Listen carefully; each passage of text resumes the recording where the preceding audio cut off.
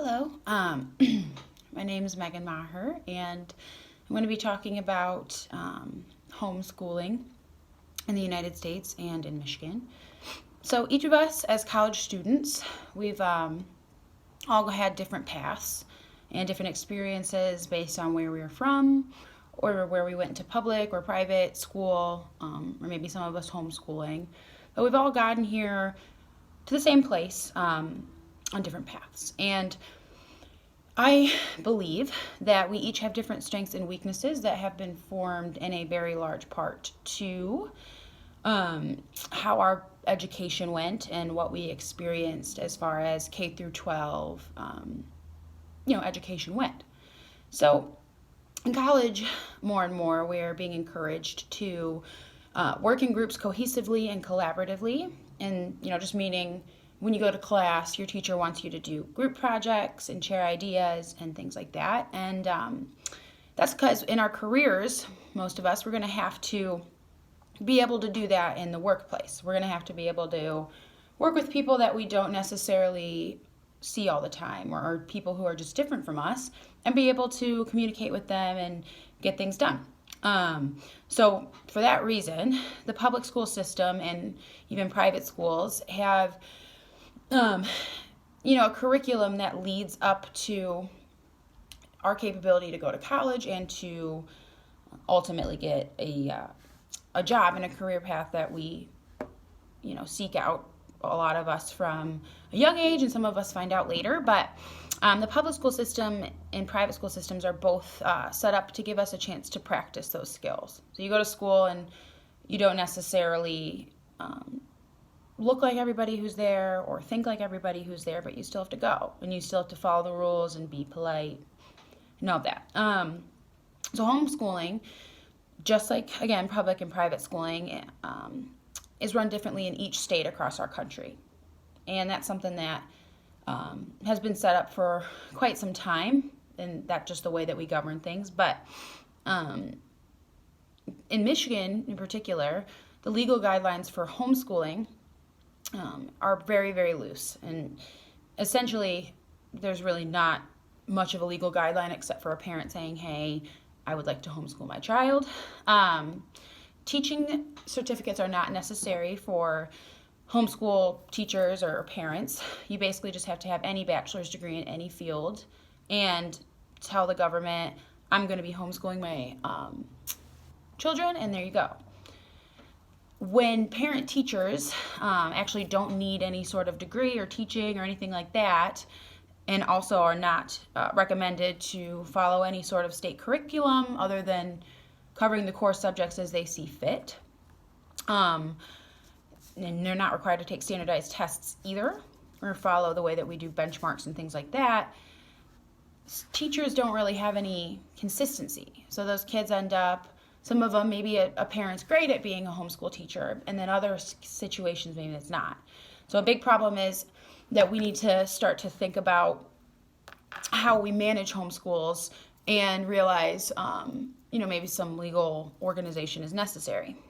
And not only do we have a lack of standards for them as teachers, but also as administrators, because parents in homeschool situations actually write their children's report cards and their transcripts and all of that, and with inconsistent credibility and inconsistent monitoring, it's hard to universally understand how we gauge the success of a homeschool student.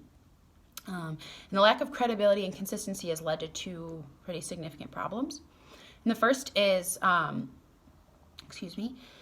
kids who are homeschooled inconsistently and have different levels of different things, they also don't interact with other public school kids or private school kids who all go to the same place and get up and get used to a schedule and all of that that's set and universal.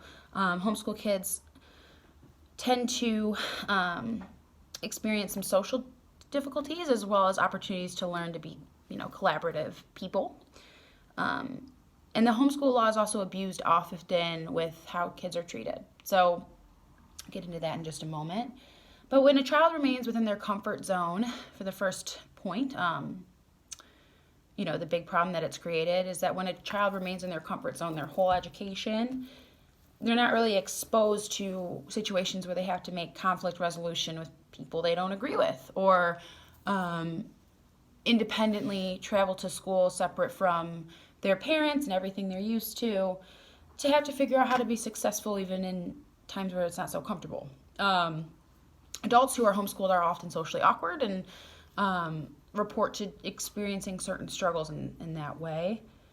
And homeschooled children also have limited access to sports and extracurriculars and things like that.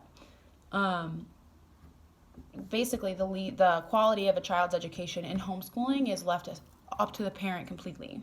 And this looseness in the way that we legally monitor our homeschooling, lack of system, has also created a lot of situations that are dangerous. So, if you work in a public school or you send your kids to a public school and they come in with signs of abuse, physical, emotional, social, Child Protective Services and other agencies are able to report that and protect the student. And as also certified teachers and educators can detect learning disabilities and different things and help institute programs that can help your child through that without you necessarily changing the work that they have to do based on their struggles. They can change their ability to react to struggles. And so a very important example of the results of kind of the dangers of that is a girl named Callista Springer actually died in a house fire when she was 16 years old, and she was found tied to her bed in the basement. So clearly she didn't show up to school because she didn't have to. Her parents were homeschooling her. Little did the state or anybody else know, it was actually her parents basically just wanting, legally on paper, to be able to keep their child home and mistreat her. So I think that it's very important that we see it's not just for numbers and statistics that we monitor these things, it's for safety too. And so what we need to do is speak up and just know and be aware of the laws that are affecting schooling. And then, if you just imagine yourself or a child that you care about or a friend that you care about in that situation where they're, not able to perform at work, not able to understand certain things, or maybe they are, but imagine the worst case scenario where a child is mistreated or abused because of how loose these laws are.